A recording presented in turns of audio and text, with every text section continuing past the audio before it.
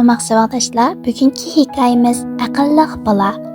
Burun kun bitish tarafdagi shaharda shundoq bir boy yashaptiki, uning boyliqlariga loyiq yilliqchilarmi bor ekan. U har yili bir qism odam yollaydi ekan. Vaqt to'shqanda bir mezgil vazifa topshiradi ekan. Malay bu vazifani o'rinday olsa, bir yillik ish haqqini beradi ekan. Bo'lmasa, haqqini ololmaslikning sirtida bir muncha tayoq yeydi ekan. Günlərdən birində bir kiçik bala bixil bayğa malaylıqqa kepdi və onun barlıq şərtləriga könübdü.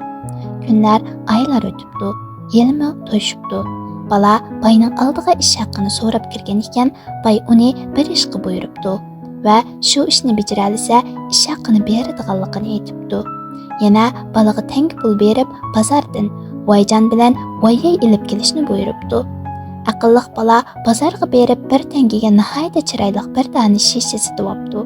Andin eski xarobilikdan nurg'un chayonni yig'ib, shishaga silib, og'zini itib bayning oldiga kelibdi. Va "Bayg'ajam, siz ilib kelishni buyurgan voyjon bilan voyay mushu shishaning ichida.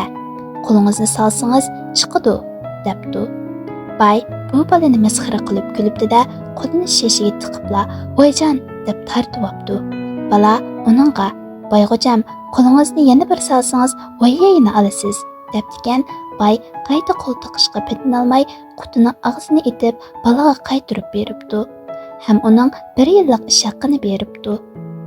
Kelpin xalq cho'chaklari.